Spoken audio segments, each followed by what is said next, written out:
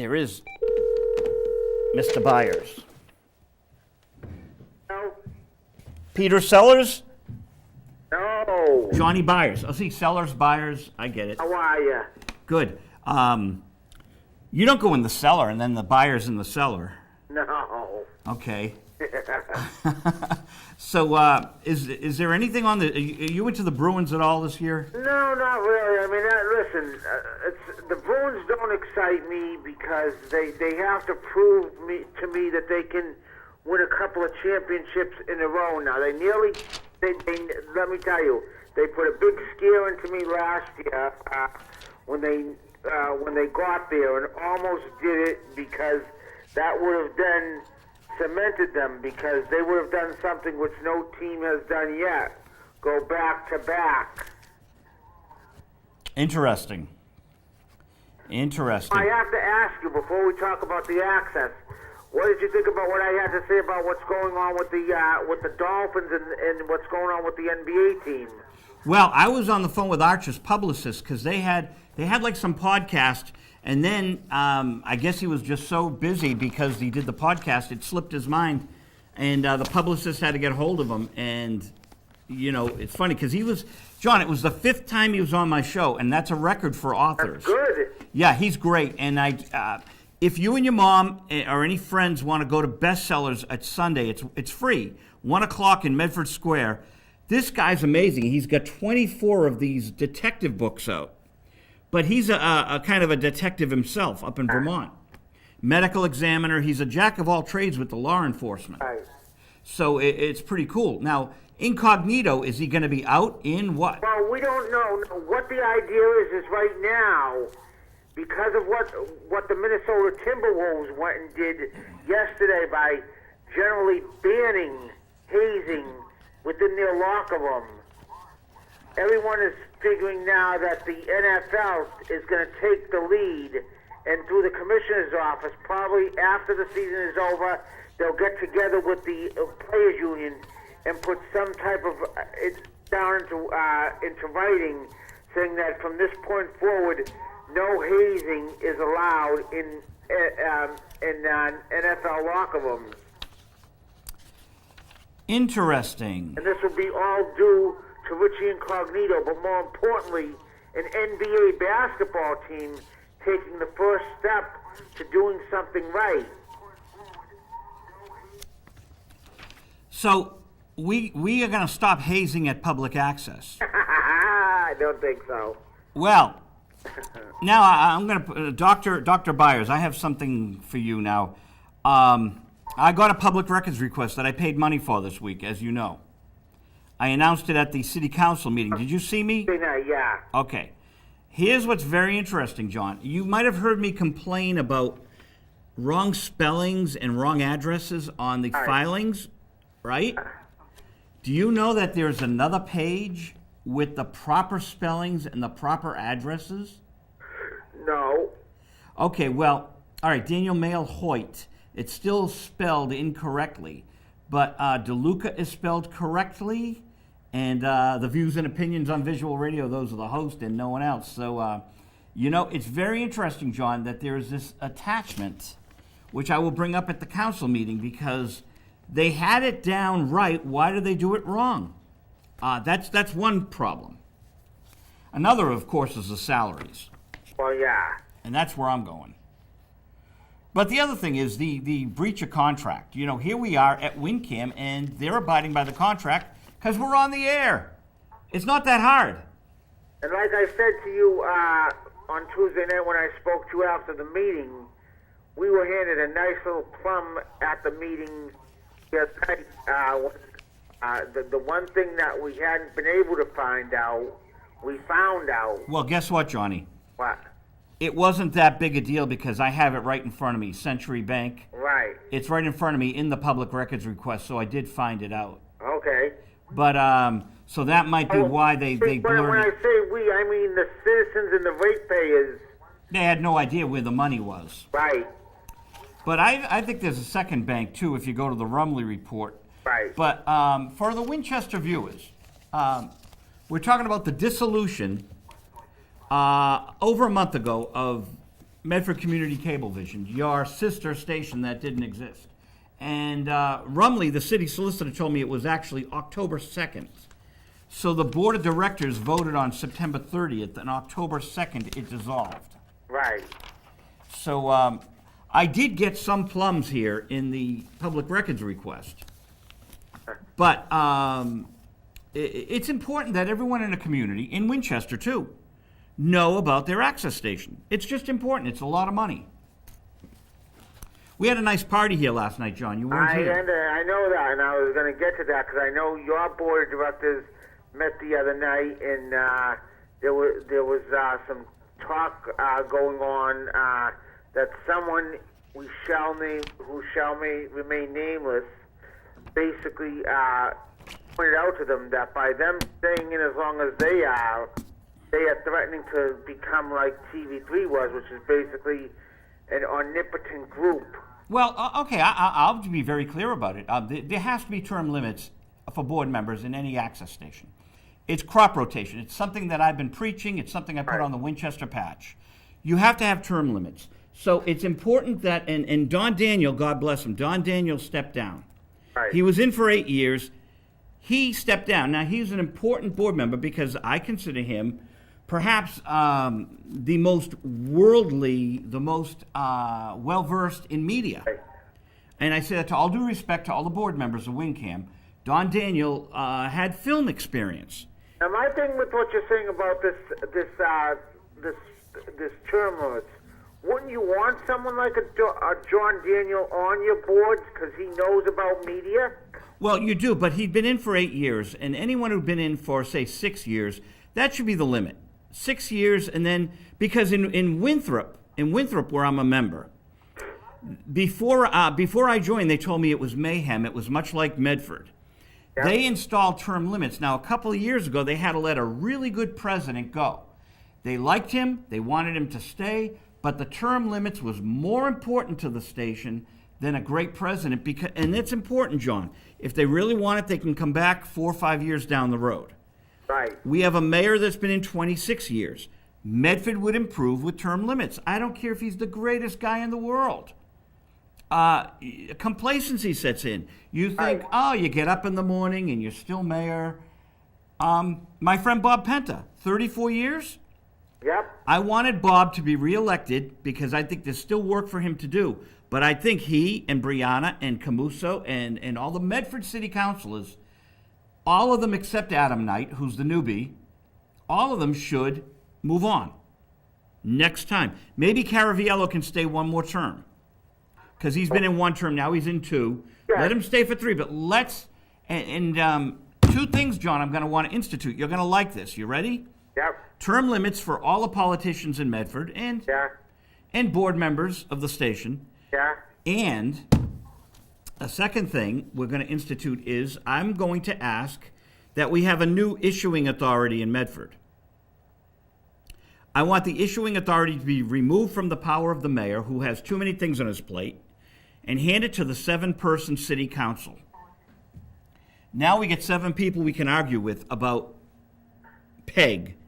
Right, but they would need to be really schooled on everything. Well, they would be. They've got me. They've got you. You're one of the veterans, if not you and a couple of other people, maybe the veterans of Medford. Right. We then school the city council to be the issuing authority over PEG in Medford.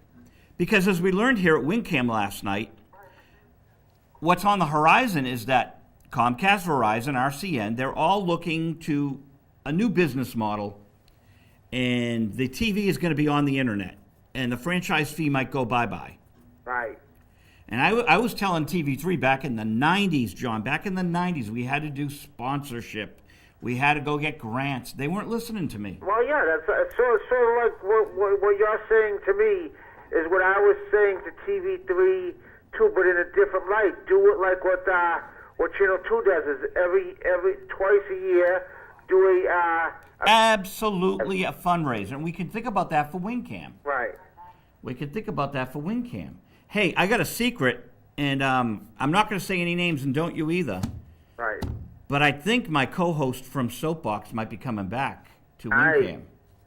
So Well, that ought to be fun. We're going to bring back a lot of old members. I sent an email to a new board member listing a lot of our old members that we got to bring back into the fold. Right. And like we say, Winchester is a vibrant station. Malden is a vibrant station. Burlington. Surrounding cities are vibrant. Medford is dead right now. Well, Medford, now it all falls on the shoulders of the mayor. So this is good because now we don't have to yell at a bunch of people that no one know. We can now say that the mayor is totally responsible for no access TV in Medford. Color bars, people. Color bars. We pay a franchise fee and there's nothing but color bars. It's crazy. And if the mayor had his way, could have his way, he would love to just not have access altogether and just keep that money and put it in the general fund. Well, I don't think that would happen. I think that the franchise fee would go away if they shut down access, which is a very viable possibility. He does not want you in. There's two people he doesn't want on TV, and you are one of them, and I'm the other. Right. He does not want us on the air, and the third one's D'Antonio. Yeah, the funny thing is, he's the one who asked me when I met with him, why don't I continue doing my show? And I exactly why. And he asked me, did I have fun doing it? He liked watching it, but I said I couldn't do it because of what happened at the station. Well, there were more elements than just the craziness, that horrible... Johnny's referring to a horrible broadcast they did that was pornography at 8 o'clock at night. We don't even want to talk about it anymore, but it was that much of a blight on the community. Now, and I understand that, John, but there were other things going on. Pointing out is the fact that a show like that costs the station a show like mine, and guests that I had it scheduled to come in were all of a sudden bailing on me. That's what I'm getting at. Well, you thought they were bailing on you then? How about finding out the webmaster's now in court over an alleged false bomb threat?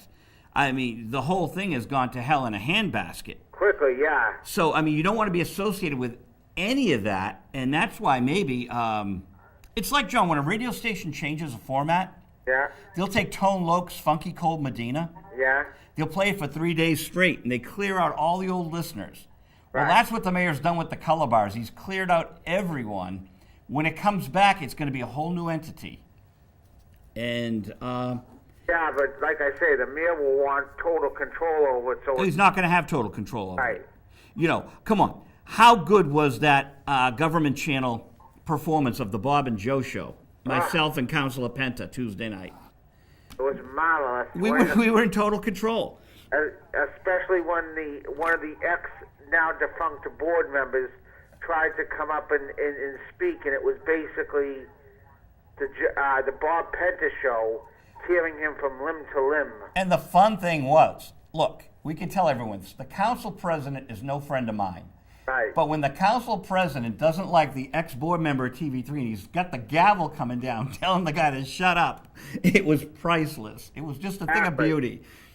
The council president's no friend of mine, but he did me a big favor and just shut the guy up. It was great. That's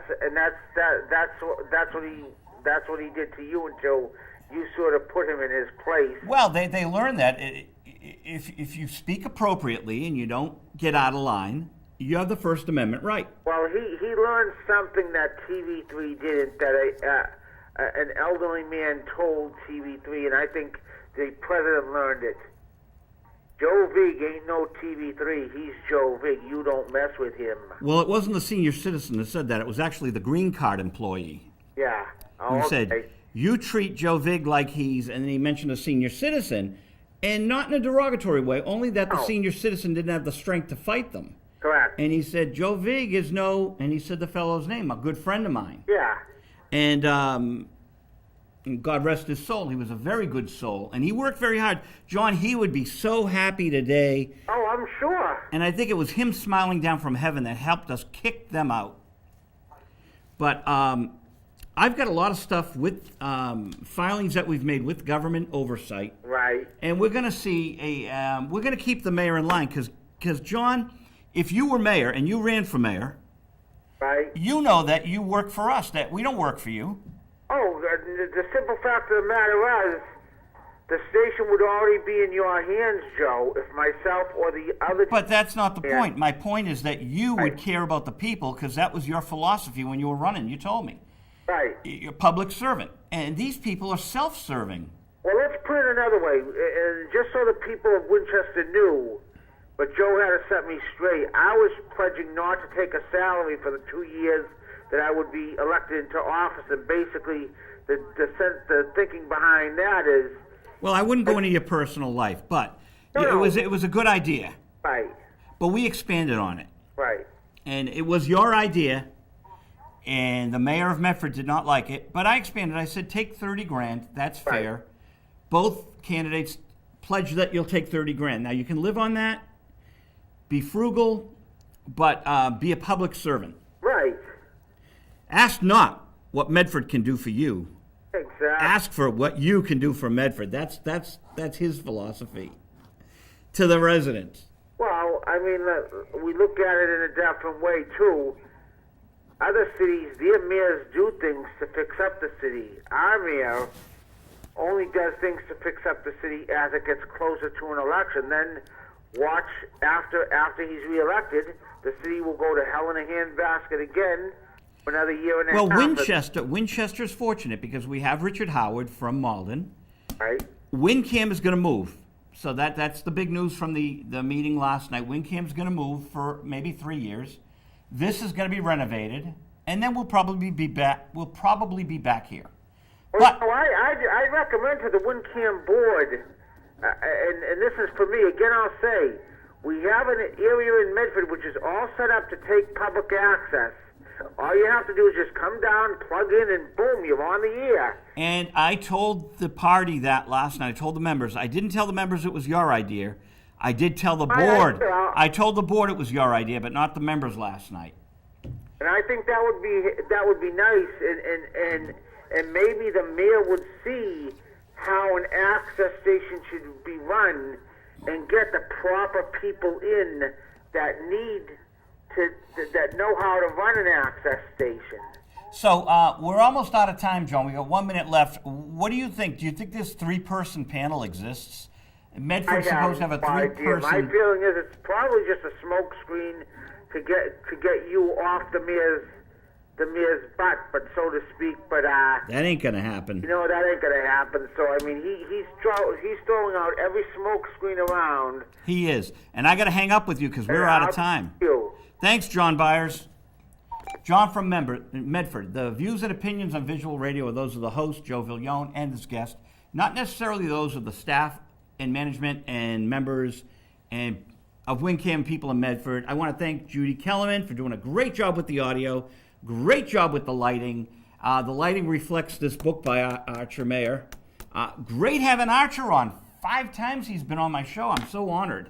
And we had a good, that was a very good cross-section of information from Archer. Reeling is on next. I want Reeling in here. I keep saying that. Maybe in December. Good night, WinCam.